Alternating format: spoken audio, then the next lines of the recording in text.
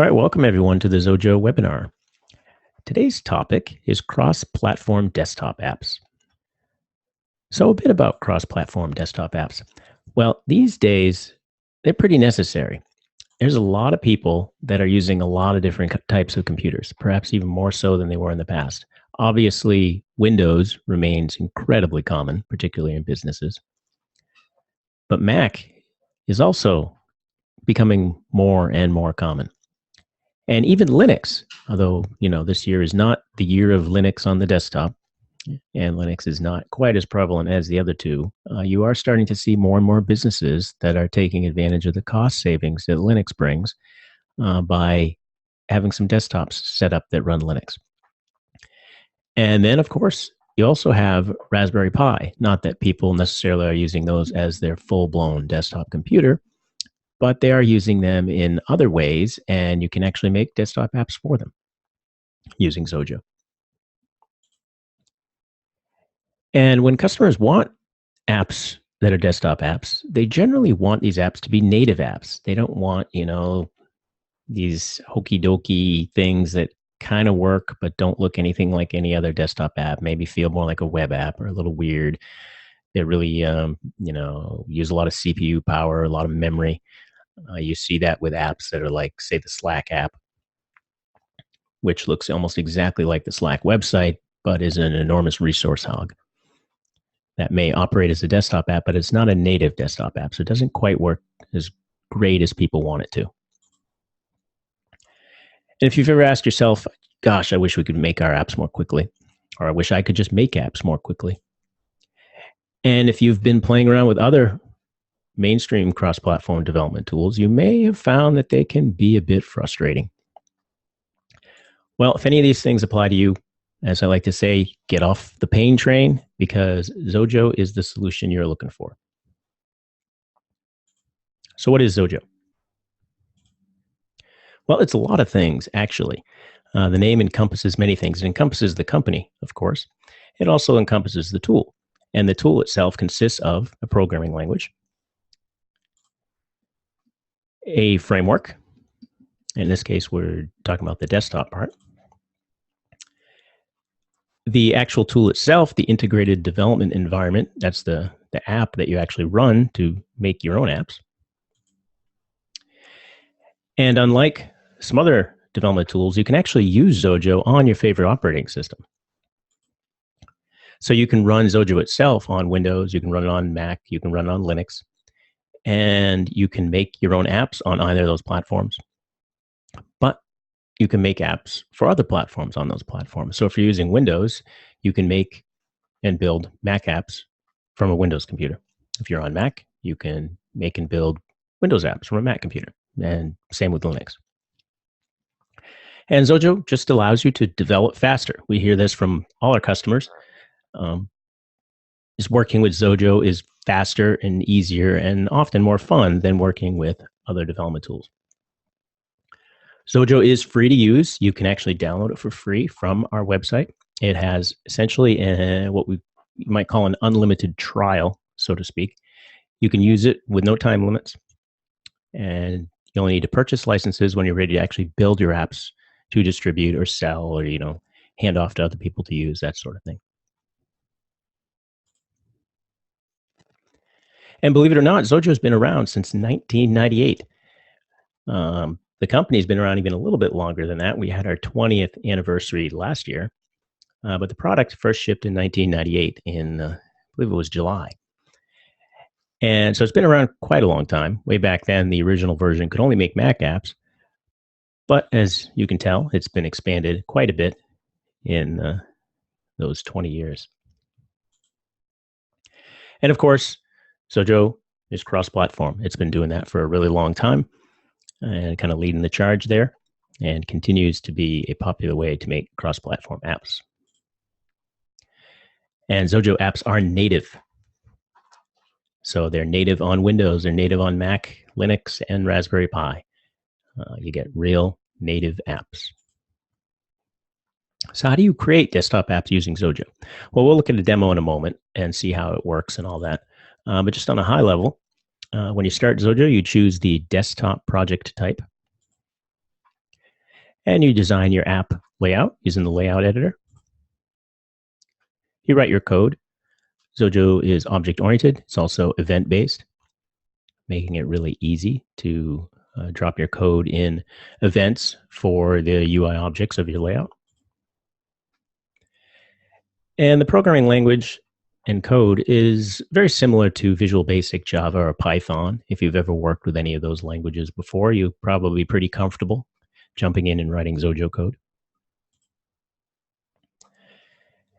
And the Xojo IDE lets you kind of do the entire development cycle right from within it. So you can run your app to test it, to debug it.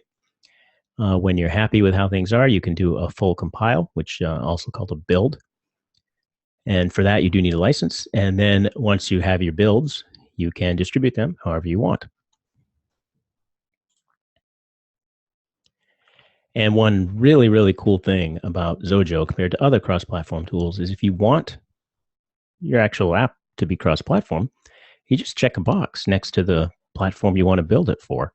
You don't need a whole nother separate project for your, if you're working on Mac, you don't need a whole nother separate project for your Windows version. You just check a box that says, hey, I also want this for Windows. And then when you press the build button, you'll get another folder with your Windows app in it that you can transfer to a Windows machine and run it there.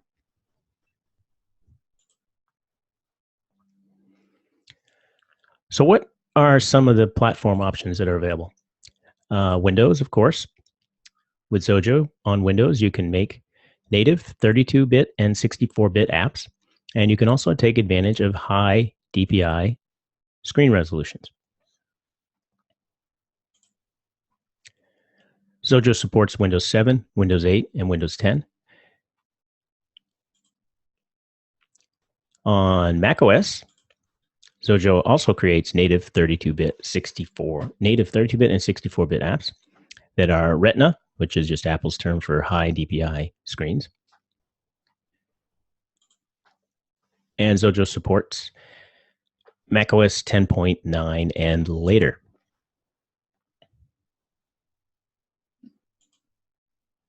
On Linux, Xojo supports a wide variety of Linux distributions. It creates native 32-bit and 64-bit apps. And coming soon, real soon, Xojo is going to be building GTK 3 Plus apps that'll have support for high DPI, which is great because this will allow Xojo to work on even more versions of Linux without having to jump around with library setup and things like that, which is great. But Xojo does run in all the popular versions, such as Ubuntu and Linux Mint, one of my favorites. Trying to think of some of the other ones. Off the top of my head, there's so many that I'm drawing a blank, but Red Hat and stuff like that all work great with Xojo. And then, of course, Xojo can also build Raspberry Pi apps, and those are also native, but they are 32-bit only at this point. Right now, Raspberry Pis, some of the newer models do use a 64-bit CPU, but the standard Raspberry Pi Linux OS Raspbian is only 32-bit at this point. So what are some of the desktop features that are available to you when you use Xojo? Well, as I tend to keep mentioning, you get native compile 32-bit and 64-bit apps. Now, I stress these are native because it makes them smaller, faster, more responsive than some of the things that tend to bundle up web technologies into a desktop app. They're actually compiled down to machine code, so you don't get runtime like with say Java, .NET type apps. These are actually compiled down. They use the 64-bit apps actually use the LLVM compiler toolkit. That is the same toolkit used by Apple with their Xcode product for Swift and Objective-C apps. There are quite a few UI controls that are included with Xojo that you can use in your desktop apps. You get things like various buttons, segmented controls, you get a toolbar, pop-up menus, checkboxes, radio buttons, text fields and text areas, tab panels, the ever-flexible canvas control, which is often a way for you to build your own custom controls, should you need them. You can do all the drawing within the canvas, handle mouse events and that sort of thing all within there. You can build some very flexible controls for your UI using that. Standard label, list box can also operate as a grid, as a tree view. It's pretty multi-purpose. There's a variety of shapes, progress controllers, movie players, and probably other things that I'm leaving off here. In addition to all that, there are many, many third-party controls and plugins that you can use to add features to Xojo. You can add new controls, new libraries, all kinds of things. Of course, Xojo has full database support built right in. You can connect to lots of different types of databases. SQLite is a great single-user embedded database, often used for apps that are simpler and also for powerful apps that maybe just want to use it as an internal thing for storing local information. Something like Apple Mail on macOS uses SQLite databases for storing the email messages as they're downloaded. And of course, support for powerful database servers such as MySQL and Postgres is built in. You just have to drop a plugin into your Xojo folder, and that support is enabled. And Xojo also supports things like Oracle, Microsoft SQL Server, and also has support for ODBC. So you can pretty much connect to anything else that doesn't have native built-in support. You just have to provide your own ODBC driver, and Xojo can connect to it. All right, let's take a pause here and take a look at Xojo itself so you can see what it might look like and how some apps made with it look.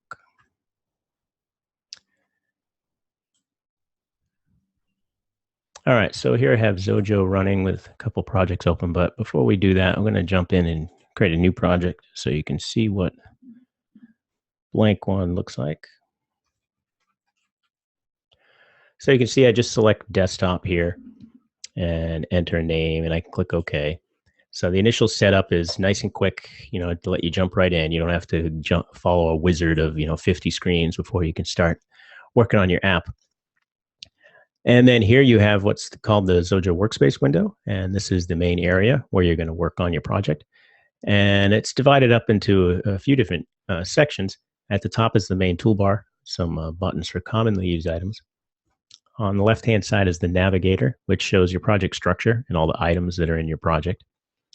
The center is essentially the editing area, and this changes depending on what you have selected in the project. Right now it's showing the layout editor for the window, but this area will also show the code editor when you're editing code, and editors for other things. For example, clicking here, you can see the menu bar editor now has replaced the center. And on the right-hand side, this is shared between the library and the inspector, which you can jump between using the buttons on the toolbar. The library is the list of controls that are available to you, and the inspector shows you the properties for whatever happens to be selected in the editor, essentially. So you can see, simple sort of thing. You can just drag controls over to the layout, reposition them, resize them. You can see as they're moved, you get little highlight guides that help you make sure things are positioned where you might want. I can click little shortcuts like this button here to quickly change common properties. I can add things there. I can click on the inspector to change names of things.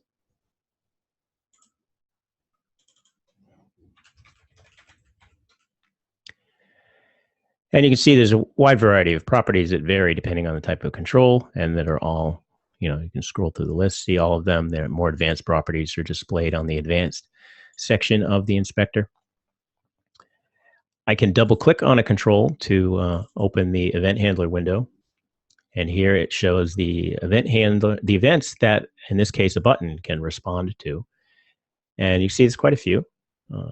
Action is the event that is called when the button's actually clicked. So I can click that one to add it to the button, and that adds the event and takes you right to the code editor. So now I can add some code that will run when the button is clicked. So here I can do something like set the text of the label to be a little message based on what I typed as the text in the field. So you can see a simple, some simple Xojo code here. And then to run and test projects, you just click the run button in the toolbar. This does a very quick build and your app runs.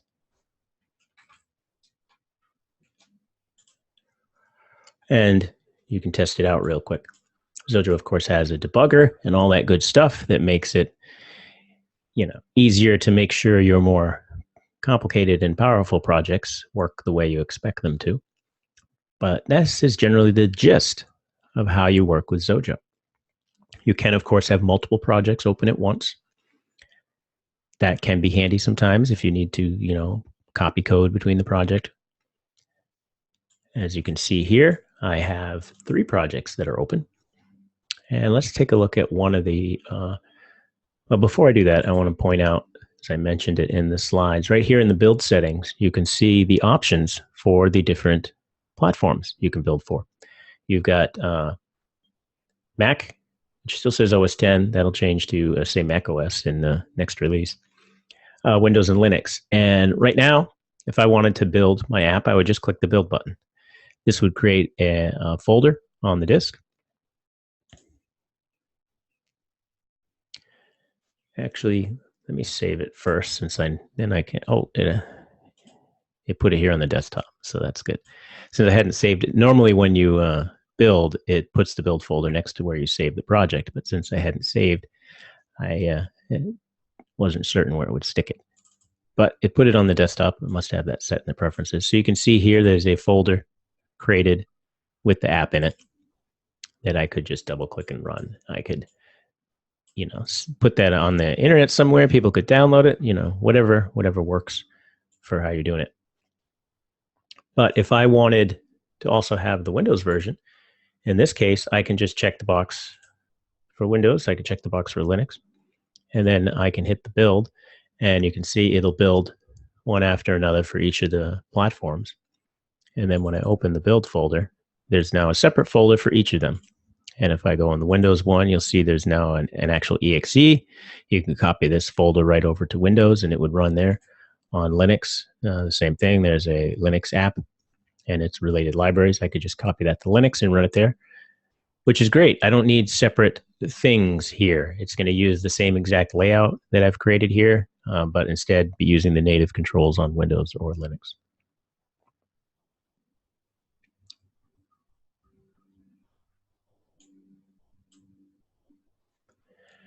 All right. Let's take a look at one of the other projects that's here. We'll save the big one for last. So we'll look at Xojo Notes here. And before I do that, I got a question here from Edwin. He says he noticed sometimes when he builds a Windows app on the Mac, it doesn't run right away. Somehow it still needs some DLLs. How do I build and distribute it the correct way? I got to say, Edwin, I don't know what you mean. If you build the Windows app on the Mac, you get the build folder with all the stuff in it, and then that gets transferred over to Windows to run. There's nothing extra you would need. I've even run Inno setup on a Mac itself using something like Wine or Crossover to create the Windows installer on the Mac and then transfer the installer over to Windows to install and test. But I mean, everything is right there in the folder. The only thing I could think of is if you're using something like Dropbox or something like that, it might take a moment before, obviously, everything uploads, so before it's available on another computer.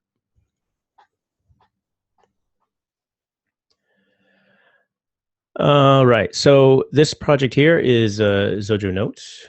This I can run first here to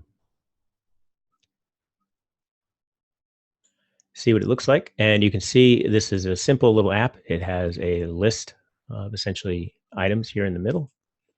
And I can add things. So you can see a layout here that's got a text field, a text area, a segmented control, some buttons. When it gets saved, it adds it to the list. I can click on one, to remove it. And this information persists between running of the app. As you can see, it reloads the items that are there. This app just has a couple of windows. You get the main notes window that you can see here, and then there's the edit window, and you can see what that looks like. And to start to show you some bit more code, you can see something like here. It's creating a new edit note window, setting a property for it to make sure it's nil to indicate that this is a new note. And then it's displaying it. And then it checks if it's has a value, and then it adds it to the notes array, which is this is a note class right here that has the various properties for the note. And then that calls the load notes method. You can go to the methods section to see that. And this pulls in the notes and displays them in the list. And you can see there's other code. Oh, that's the code when to load the initial notes into the window. This is the code here that loads the notes text file and populates the array for the app so that it can be used later to load the notes into the window. So you can see slightly more advanced app is still very simple here. Just a couple windows, a few very easy to understand lines of code. Save is comparable. Writing the file out, it's just writing a simple tab delimited file, nothing fancy there. So that gives you an idea of, a little bit better than a Hello World app. And then here is the Eddie's Electronics demo app. And this is a little bit more involved, has several different windows. And uses an actual database. This uses a SQLite database to pull in all the customer information. And you can see as I click on various customers, their data is loaded. The address that's for their information is used to display a map here in the area. There's an image that's associated with the customer in the database that's loaded and displayed. I can click on the report to show a sales graph of all sales in a particular year, and it draws a line graph. I can look at invoices to see what was ordered on a particular item. I can add and remove items. I could add particular items, remove items, change quantities.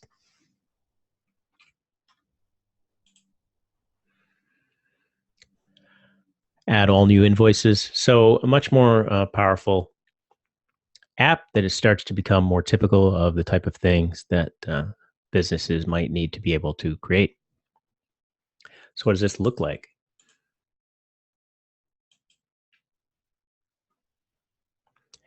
What you can see, this is the main customer window. And you can see it's got quite a few controls on it. It's got a list box. It's being used here on the left-hand side to show the list of customers. It has an HTML viewer that's being used here to display the Google map. A bunch of labels and text fields show the data. This is a canvas that is being used very simply here just to draw the customer image that is retrieved from the database. And there's another list box that's right here that has multiple columns on it that is showing the invoices that are associated with the customer. And you can see there's a couple buttons as well. And you can start to see how the navigator gets used to view the various components of the project. So you can click on methods to see what this is doing here, loading all the customers up and displaying them in the customer list. This method is then loading for a particular customer, populating the fields in the view. There's code here for searching. There's code for updating the map, for saving changes. Lots of stuff there. And then you can see some of the other UI items that are in the project. This is the layout for the toolbar. And a bunch of buttons. I could reposition those just by dragging them around if I wanted. I could put the sales report button over there on the side. There's a layout for the search window and the about window, the invoices window that lets you see the invoices and modify them. You can see as an example here of a slightly different button. This is a bevel button. It actually has a menu attached to it that you saw when I clicked on the button. The menu displayed to allow you to choose an item to add. A little bit different of a UI right there. And if I open up the folder, and that's the thing about Xojo, you can organize your project however you want. So you can create folders to group things together. Here in the folder, I have the window that displays the chart. And this, you can see here, this is just a big canvas. And it has a bunch of code in its paint event, which is essentially the event for drawing the graph that parses through the sales data that's been previously collected out of the database and draws the points and then the lines between the points.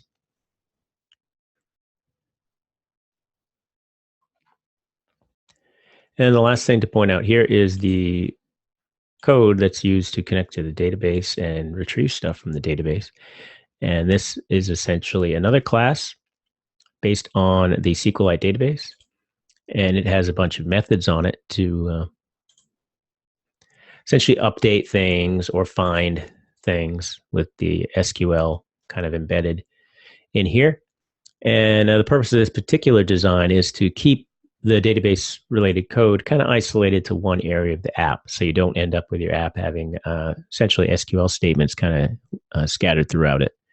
So should you want to take an app like this and make it more robust by hooking it up to something like Postgres or MySQL, you can focus your efforts just on this database section of your project and by and large probably be able to just leave the UI code the way it is.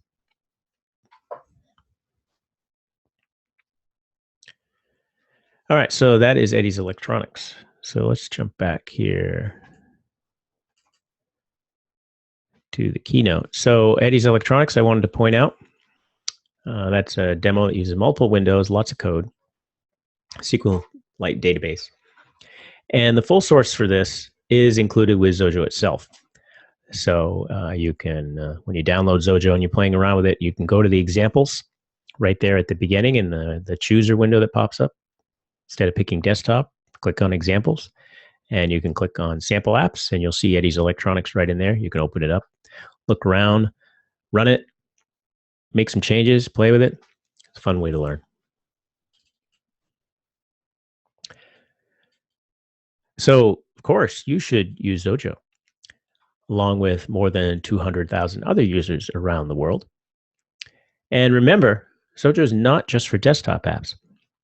So I've been doing webinars the last few months on particular things that Xojo itself can do, but Xojo does a lot of different things. And in addition to making cross-platform desktop apps, which is a common use of Xojo, because it's been doing that the longest, Xojo can also make web apps. It can also make iOS apps. It can also actually make console apps. So those are like command line apps. And all of those other things are useful on their own. They're useful as companions to desktop apps. So you may have a desktop app that has a companion web app that both connect to the same database, so they have the same source of information, and maybe it even has a companion iOS app. And you can build all those things using a single tool, Xojo, and a single programming language. It's much faster and easier for a lot of people. So keep that in mind when you're using Xojo to make your desktop apps. And as I said before, Xojo just lets you develop faster. You could see as I was going through things how quickly it is to work with Xojo, how easy it is to see what you're doing. Xojo is free to use, so you can just grab it, play around with it now, read the documentation, open up example projects. There are, gosh, I think at this point around 400 examples that ship with Xojo. Xojo apps that you make can be posted to app stores, the Mac App Store, the Windows App Store. So you can, set them free to the world. You can sell them, whatever you want. Xojo is a great and common way to do consulting. because it allows you to develop faster and make apps for a wide variety of things. It is great for consultants because you can take on more projects. A customer asks for a particular thing. You're able to say, yeah, actually, I can make that pretty quickly for you using Xojo. So it's a common tool for that. And of course, for in-house apps, it's also a great tool. Even if your company maybe is already settled on some other tool set, maybe you're using Visual Studio for the main products you use. Something like Xojo can be a great companion to that. It can be a lot faster to build something in Xojo. It can maybe make it for a platform that your other tool sets don't support or don't support easily. And you might find a use for that. And Xojo apps can, of course, communicate using regular standards. So, if you had a .NET app built in Visual Studio that was using web services to communicate to a database, Xojo app can do the same thing. So maybe a way for them all to coexist. So you can get started with Xojo today just by going to xojo.com/download. You can download Xojo for Windows, Mac, and Linux. If you're new to programming in general and think Xojo would be pretty cool, but don't have a strong programming background, you can check out our Introduction to Programming book. It's also a useful quick skim if you do have some programming experience, but just want to see some of the ways that Xojo itself might work. You can grab that from xojo.com/learn. I always encourage people to check out the Xojo community forum, forum.xojo.com. This is a great place to see how other people use Xojo, get your questions answered from people that perhaps aren't as biased as those of us that actually work here, and just mingle with other people. So it's very active forum, friendly forum, great place to check out. And of course, the Xojo Dev Center at developer.xojo.com has all the documentation related to Xojo, the user guide, the reference guides, a language reference, tons of videos, about 100 or so videos, links to community information, third-party products, open source projects, all kinds of stuff. So definitely check that out. Lots of information and material there. And you can save 10% when you buy Xojo now. We have a coupon code for those of you attending the webinar. It's Xojo10, real easy to remember. And now it's Q&A time. So if you have a question that you want to ask me later, maybe it's longer, you'd rather email it, that's fine. Send it to me at paul@xojo.com. You can also find me on Twitter. I'm at Lefebvre. And of course, the official Xojo Twitter is just @Xojo, which I do monitor that. But generally, our marketing people use that one a lot. So if you have a more specific tech type thing you want to ask me, hit me up at email or at Lefebvre on Twitter. And reminder on that 10% code, Xojo10, to save 10%. And before I jump in and see what is on the question list, I want to also remind people that our Xojo Developer Conference, which we affectionately call XDC, is next year in Denver, Colorado, April 25th to 27th. Should be a great time of the year to be in Denver. Hopefully not too much snow is still there. It's our first XDC conference in Denver. And we do these things about once a year. It's a great place to learn more about Xojo, meet other Xojo developers, learn about what's coming new in Xojo, meet the Xojo staff, talk with us, hang out, have fun. And also, and right now the call for speakers is open. So we are accepting submissions from people that are thinking about attending and want to present.